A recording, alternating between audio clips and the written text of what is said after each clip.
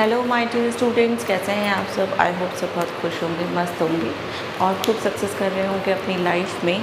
तो जैसे कि आपको पता है कि लास्ट हमने जो 3 डेज़ किए थे वो हमारा अभी जो चैप्टर है आपका कोऑर्डिनेट ज्योमेट्री चल रहा है, उसमें हमने डिस्टेंस फार्मूला को क्लियर किया था। उसके बाद हम अपने सेक्शन फार्मूला को स्टार्ट कर चुके थे, लेकिन हमने उसमें सिर्फ और सिर्फ 1-2 क्वेश्चंस किए थे इंट्रोडक्शन के बेसिस पे। तो आज हम उसको जो हमारा सेक्शन फार्मूला का जो पार्ट है उसको हम कंप्लीट करेंगे और उसके और क्वेश्चन से जानेंगे इस चैप्टर में आपके लिए क्या क्या इंपॉर्टेंट हो सकता है, कौन कौन से क्वेश्चन आपके डिफ़िकल्टी क्रिएट कर सकते हैं और उनको कैसे हम सॉल्व करेंगे अपने इजी मेथड से। तो चलिए आज सीखिए मेरे साथ कि सेक्शन फार्मूला का किस किस फॉर्म में क्वेश्चन आपको आ सकता है और आपको कैसे उसको सॉल्व करना है। तो जैसे कि आपको पता ही है कि सेक्शन फार्मूला जनरली हम क्या करते हैं, कोई भी एक लाइन सेगमेंट हमें गिवन होती है, उसके अगर हम पार्ट्स करते हैं, रेशियो उसका बन जाता है, जो पार्ट्स होते हैं, तो उन रेशियो के बेसिस पे हम क्या करते हैं, कोऑर्डिनेट्स को फाइंड आउट करते हैं किसी एक पर्टिकुलर पॉइंट के, जो उनके मिडिल में भी हो सकता है, साइड में भी हो सकता है। इसके अलावा अगर आपको यही फार्मूला पता है तो आप रेशियो को भी फाइंड आउट कर सकते हो। तो एक ही फार्मूला है जिसमें हमने एक्स कोऑर्डिनेट के लिए जो निकालना था वो था mx2 + nx1 / m + n, and अगर हमें वाई कोऑर्डिनेट निकालना होता है तो my2 + ny1 / m + n। यहाँ पर m और n की जो बात मैं कर रही हूँ वहाँ पर ये है रेशियो। तो इस फॉर्मूले के थ्रू ही हम करेंगे अपना आज का इम्पॉर्टेंट क्वेश्चन। नेक्स्ट क्वेश्चन है, ध्यान से देखिएगा, बहुत ज़्यादा बच्चों को कंफ्यूज करता है और इसको हम बहुत ही सिंपल वे में समझने की कोशिश करेंगे जो कि आपको हेल्प करेगा। तो चलिए देखिए, जैसे कि आपको बोर्ड में दिख रहा है कि यहाँ पे लिखा है find the coordinates of the point और trisection of the line segment joining the points A and B. अब यहाँ पर बात यहाँ पर ये आ गई, एक लाइन सेगमेंट है आपका ए और बी।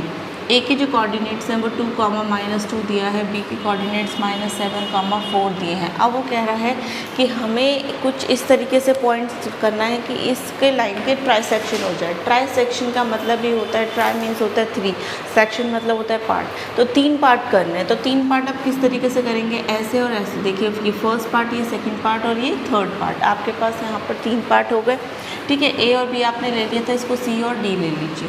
अब हमें क्या करना है, कोऑर्डिनेट्स निकालने हैं सी के भी और डी के भी, ठीक है। तो हमें ये क्वेश्चन ना 2 पार्ट्स में कंप्लीट करना पड़ेगा अपना। अब ये 2 पार्ट्स किस तरीके से कंप्लीट होंगे वो आप मेरे साथ देखिए। अगर मैं यहाँ पर पहला पार्ट ध्यान से समझिए, ये था ए एंड बी, ठीक। मैं अगर सी को लेती हूँ यहाँ पर, तो यहाँ पर आपके पास देखिए, अगर आपने 3 पार्ट्स में इसको कंप्लीट किया तो मान लो ये 1 1 1 3 पार्ट ही कंप्लीट थे तो 3 हो गया इसका रेशियो। लेकिन मैं अगर ए से सी और सी से बी ले रही हूँ, मीन्स मैंने डी को स्किप किया, तो यहाँ से यहाँ कितना था, 2 था पार्ट और यहाँ से यहाँ 1 था। मीन्स जो हम रेशियो लेंगे m/n का वो 1:2 यहाँ पर माना जाएगा। और ये हमें सी के कोऑर्डिनेट्स हम यहाँ पर क्या करेंगे, कैलकुलेट करेंगे। और इसके कोऑर्डिनेट्स तो हैं 2, -2 और बी के कोऑर्डिनेट्स है -7, 4। तो चलिए इसे सॉल्व करते हैं। तो हमें पता है x कैसे निकालते हैं, हम निकालते हैं mx2 + nx1 / m + n से। इसी के साथ साथ y कोऑर्डिनेट्स निकालेंगे तो ये हो जाएगा m/2 + ny1 / m + n, ठीक। तो x = mx2, m की वैल्यू है 1, x2 आपको पता ही है x1 y1 है, x2 y2 है, ये है -7 प्लस n आपके पास है यहाँ पर 2 और x1 है यहाँ पर again 2 whole upon m + n मतलब 1 + 2। तो ये हो गया आपके पास -7 + 4/3, तो ये हो गया -3/3 मीन्स -1। तो ये जो x कोऑर्डिनेट है इसकी वैल्यू जो है ये हो गई आपके पास कितनी, -1। अब y निकालेंगे यहाँ से। तो जैसे ही हम y को निकालेंगे तो y = m/2, m है 1, y2 अगर आप देखें इसमें तो ये है y2 क्योंकि ये है y1, तो यहाँ पर 4, n आपके पास देखें यहाँ पर कितना है, 2 है, एंड y1 की वैल्यू देखेंगे -2 है और अगेन नीचे m + n मतलब 1 + 2 हो जाएगा। तो ये हो गया 4 - 4 अपॉन आपके पास 3 हो गया। तो यहाँ पर कितना हो गया, ये होगा 0/3 मीन्स 0, मीन्स इस कोऑर्डिनेट की वैल्यू कितनी है आपके पास 0। तो ये पार्ट हमने सिर्फ और सिर्फ अभी किसके लिए किया कि जिससे हमें सी के कोऑर्डिनेट्स पता चल जाए। In the same way we will do for that, ये जो आपके पास ये है डी कोऑर्डिनेट के लिए हम यही काम करेंगे। हमारे पास ए और बी है, ए के कोऑर्डिनेट्स हैं 2, -2, अब ये है -7, 4। लेकिन अब हमें यहाँ पर सी नहीं लेना, अब हमें यहाँ पर डी लेना है। और डी कहाँ पर बैठा था, यहाँ पर बैठा था। तो अगेन आप देख सकते हैं यहाँ से यहाँ तक कि कितने हैं, 2 पार्ट है और ये 1 है। तो मीन्स यहाँ से यहाँ तक अगर ये 2 पार्ट है तो ये m की वैल्यू हो गई, यहाँ से यहाँ 1 पार्ट है तो ये n की वैल्यू हो गई 2:1। यहाँ पे 1:2 था क्योंकि C यहाँ पर था, यहाँ पर D इस वाले पार्ट में है तो इसका रेशियो 2:1 होगा। तो यहाँ पर अगेन इस D के कोऑर्डिनेट्स में x और y करके ही ले लेती हूँ। तो x हमें पता है वही mx2 + nx1 / m + n हमारे पास होता है, और अगर हम y निकालते हैं तो my2 + ny1 / m + n होता है। अब यहाँ पर देखिए x = m, m यहाँ पर हमारे पास 2 है, x2 देखें तो हमारे पास -7 है, प्लस n देखें तो 1 है, x1 देखें तो आपके पास 2 है, अपॉन आपके पास 2 + 1, तो यहाँ पर हो गया -14 प्लस आपके पास 2 अपॉन 3, तो ये हो गया -12/3 मीन्स ये हो गया -4, तो इसकी वैल्यू कितनी हो गई -4। y को अगर हम निकालते हैं तो y = m, m की वैल्यू कितनी है 2, y2 कितना है आपके पास यहाँ पर 4, n कितना है आपके पास 1, और y1 की वैल्यू है -2 अपॉन अगेन 2 + 1, तो यहाँ पर ये हो गया 8 - 2/3 मीन्स 6/3, तो इसकी वैल्यू हो गई 2। तो यहाँ से हमने a कोऑर्डिनेट्स निकाल लिए। तो जब मैं c और d कोऑर्डिनेट्स को एक साथ कंपाइल करती हूँ इसी फिगर में, तो c हमने यहाँ से निकाला था -1, 0, एंड d की जो वैल्यू थी वो हमने यहाँ से निकाली है -4, 2। तो इसी तरीके से आप ये क्वेश्चन करेंगे। बहुत इंपॉर्टेंट क्वेश्चन है कि जब भी आपको कोई लाइनें गिवन हो और उसके ट्राइसेक्शन हो, 3 पार्ट्स हैं तो रेशियो की मैक्सिमम वैल्यू 3 तक ही जाएगी, मींस 1 + 2 करो, 2 + 1 करो, 3 ही होगा। तो इस तरीके से हमें क्या करना है, अपने क्वेश्चन को 2 पार्ट्स में डिवाइड करना है। जहां हम 2 पार्ट्स में डिवाइड करेंगे वहां हमें 2 फॉर्मेट में उसका अलग अलग रेशियो लेके आंसर निकालना है। यहाँ हमने जैसे इसको C माना था तो इतना पोर्शन 1 था, इतना 2 था, क्योंकि टोटल हमारे पास 3 ही होना चाहिए।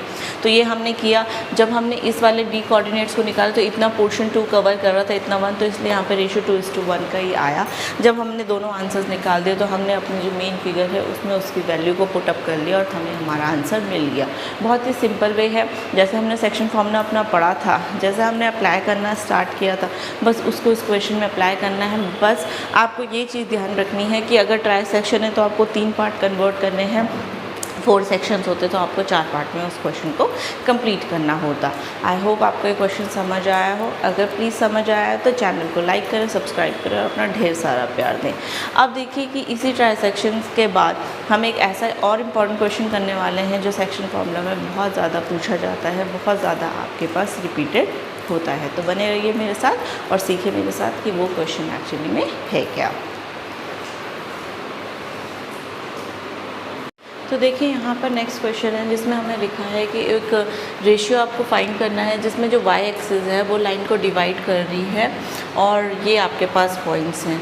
अब यहाँ पर ये बात आ जाती है कि चलो हम रेशियो तो निकाल लेंगे। हमारे पास यहाँ पर a पॉइंट है, यहाँ पर ये है 5, -6 दे रखा, b है -1, -4 है। अब वो कह रहा है कि यहाँ पे सपोज़ करो मैंने c को ले लिया तो इसके रेशियो x, y ले लिया, लेकिन लाइन जो है वो सिर्फ और सिर्फ y एक्सिस क्या है उसको डिवाइड कर रही है, मतलब x का यहाँ पे कोई रोल नहीं है। तो जब x का यहाँ पे कोई रोल नहीं है तो ये किसके इक्वल हो जाएगा, आपके पास 0।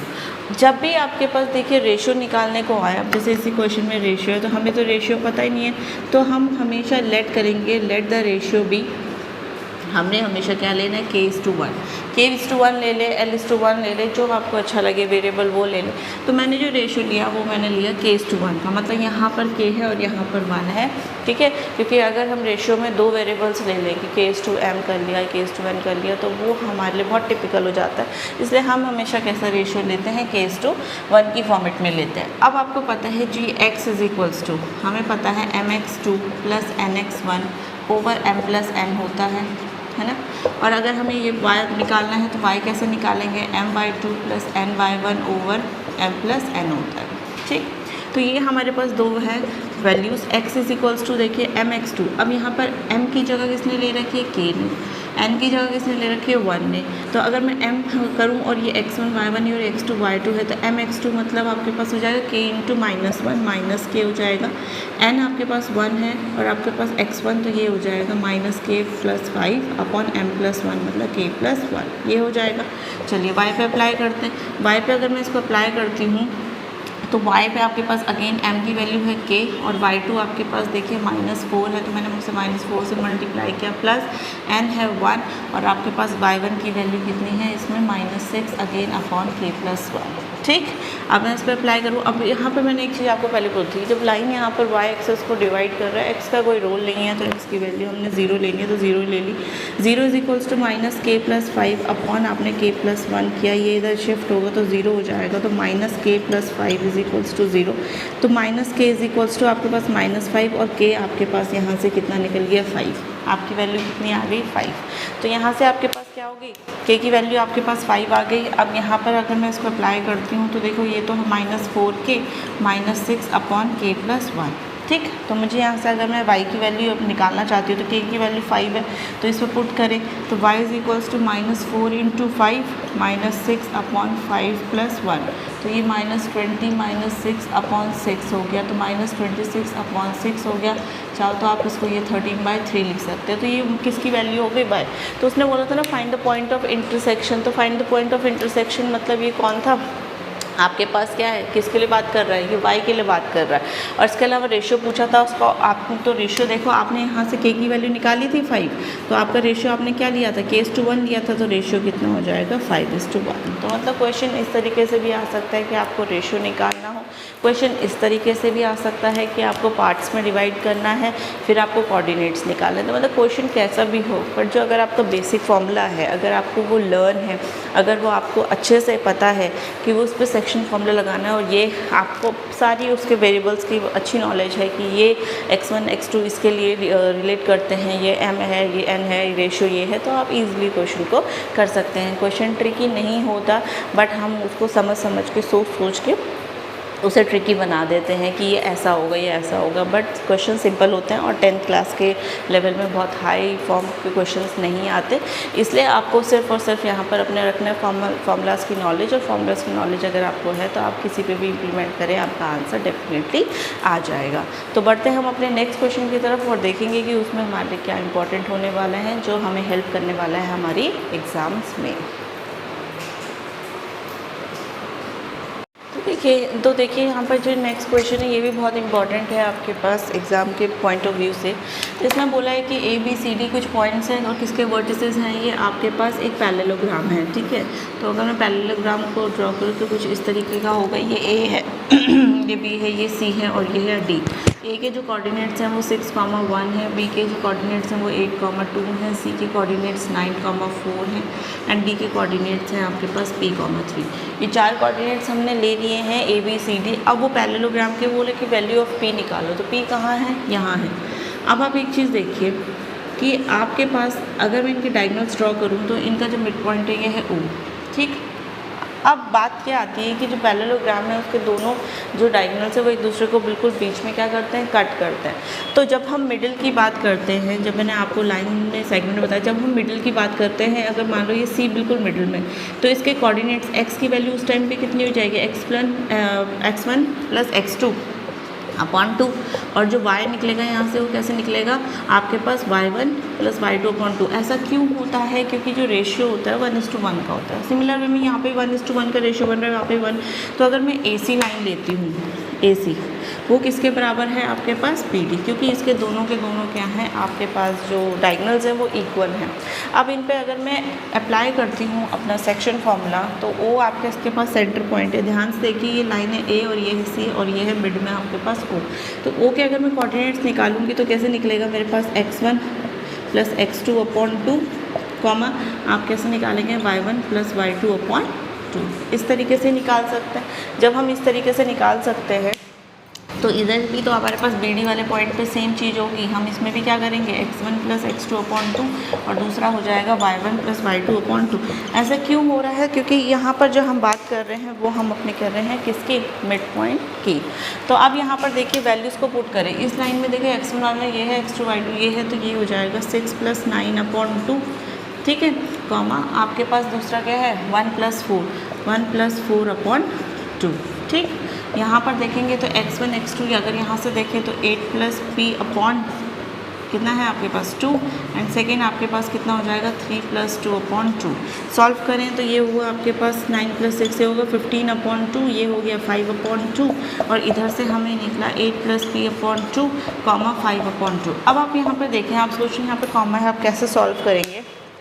ये किसके लिए है, वैल्यू x के लिए, ये किसके लिए है वैल्यू, x के लिए, ये किसके लिए है y के लिए, ये किसके लिए, देखो y तो दोनों सेम ही निकल रहे हैं, उनको क्या करना, लेकिन जो x है x कोऑर्डिनेट को हम x कोऑर्डिनेट के साथ क्या कर सकते हैं, इक्वल कर सकते हैं, कोरिलेट कर सकते हैं। आप ये कह सकते हो कि उन दोनों को हम क्या कर सकते हैं, कंपेयर कर सकते हैं। तो 15/2 किससे कंपेयर करेंगे हम, 8 + p/2 से, दोनों के डिनोमिनेटर में 2 है, कट 2 जाएगा, तो 15 = 8 + p है, p निकालेंगे तो ये हो जाएगा 15 - 8, 15 में से हम 8 को अगर हम सब्ट्रैक्ट करते हैं तो यहाँ पर हमारे पास ये बच जाएगा 7, मतलब p की वैल्यू यहाँ पर 7 है, जो हमें क्वेश्चन में निकालने के लिए भी है।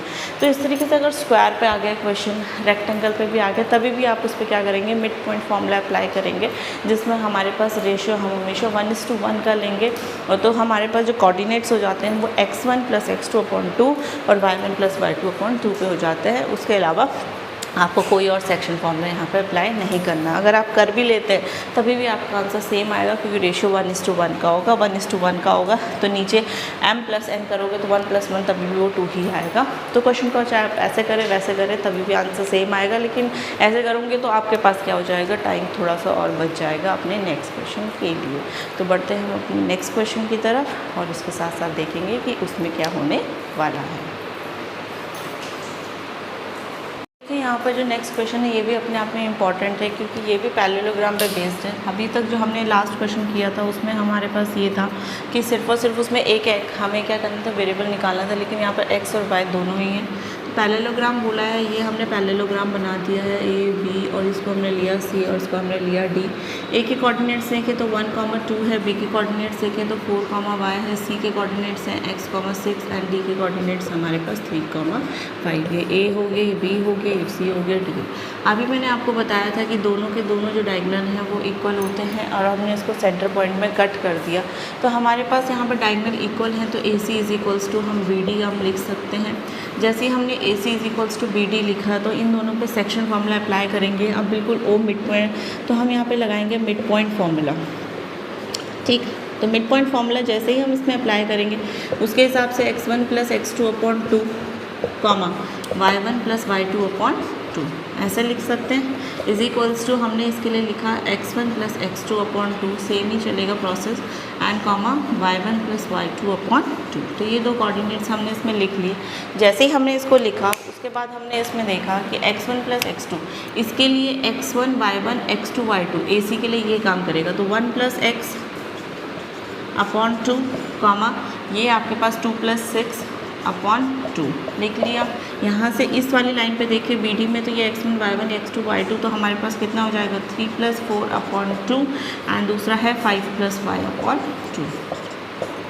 देखिए आप x1 और x2 अगर पीछे शफल भी करेंगे उससे कोई फ़र्क नहीं पड़ने वाला है। तो 1 + x/2 ये हो गया, 2 + 6 8 हुआ, 8/2 कितना हो गया आपके पास 4 हो गया। यहाँ पर 4 + 3 7 7/2 यहाँ पर वैल्यूज़ है, और ये है 5 + y/2।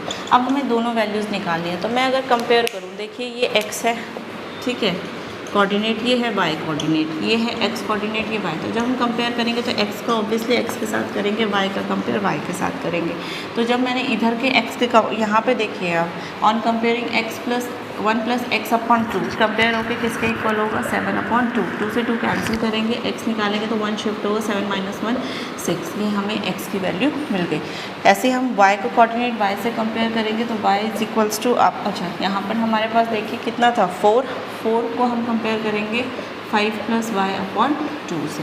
तो जैसे ही मैंने इसको 4 को कंपेयर किया तो यहाँ से इसको मल्टीप्लाई हुआ, 8 = 5 + y को 5 को शिफ्ट करें तो 8 - 5 3, तो y की वैल्यू आपके पास 3। तो इस तरीके से इस क्वेश्चन से हमने पैरेललोग्राम बेस्ड क्वेश्चन से हमने क्या किया, अपने दोनों कोऑर्डिनेट्स को निकाला। दोनों कोऑर्डिनेट्स को निकालने के बाद हमने देखा इसमें कि किस तरीके से हम अपना आंसर निकालेंगे। तो बस इसी फॉर्मेट में आपके क्वेश्चंस आते हैं। हमने इस चैप्टर में डिस्टेंस फार्मूला कवर किया, अपना ये सेक्शन फार्मूला कर लिया, मिड पॉइंट भी इसी पे बेस था, उसके क्वेश्चन किए, ट्राइसेक्शन में कैसे डिवाइड करते हैं। डिस्टेंस फार्मूला में भी हमने भी देखा कि उसमें भी हमारे पास x कोऑर्डिनेट y कोऑर्डिनेट किस फॉर्मेट में निकालने को आता है। जब हमारे पास y एक्सिस की बात हो रही है तो हमें x को बिल्कुल ज़ीरो करना है, x एक्सिस की बात हो रही है तो y एक्सिस को ज़ीरो करना है। दो तरीके के आपके पास पैरेललोग्राम के क्वेश्चन है, सिंगल वेरिएबल के लिए भी निकालने आ सकता है, डबल वेरिएबल के लिए भी निकालने आ सकता है। तो आप मिड पॉइंट फार्मूला लगाएंगे तो ईजिली अपना आंसर कैलकुलेट कर लेंगे। अभी इस जो मैंने आपके पास कोऑर्डिनेट ज्योमेट्री की सीरीज़ करवाई है, आप उसे प्लीज़ देखिए, उस पर बेस्ड क्वेश्चंस करिए अपनी टेक्स्ट बुक से। अगर आपको कोई डाउट होता है तो मुझसे कमेंट सेक्शन में पूछिए, मैं डेफ़िनेटली आपकी वहाँ पर हेल्प करूँगी और आपको और भी आगे मदद करूँगी आपके क्वेश्चन सॉल्व करने में, आपकी प्रॉब्लम्स को सॉल्व करने में। तब अब सेशन को हम यहीं पर करते हैं एंड। मिलती हूँ आपसे मंडे को एक नए चैप्टर के साथ, एक नए टॉपिक के साथ। और प्लीज़ चैनल को लाइक करें, शेयर करें अपनी फैमिली में, ताकि इसको सबको हेल्प मिल सके, जो स्पेशली स्टूडेंट्स अभी क्लास 10th में हैं और जिनको मैथ्स में बहुत प्रॉब्लम हो रही है। उनको बिल्कुल सिंपल लैंग्वेज में अगर मैथ्स समझ नहीं हो तो प्लीज़ उनको शेयर करें और कोई हेल्प करें और ख़ुद भी हेल्प लें और अपनी लाइफ में बहुत सक्सेस करें, बहुत प्रैक्टिस करें, अपने ड्रीम्स को अचीव करें। तो इसी के साथ करते हैं चैनल को यहीं पर आज एंड, और मिलती हूँ आपसे मंडे को एक नए टॉपिक के साथ। तब तक के लिए थैंक यू, बाय बाय।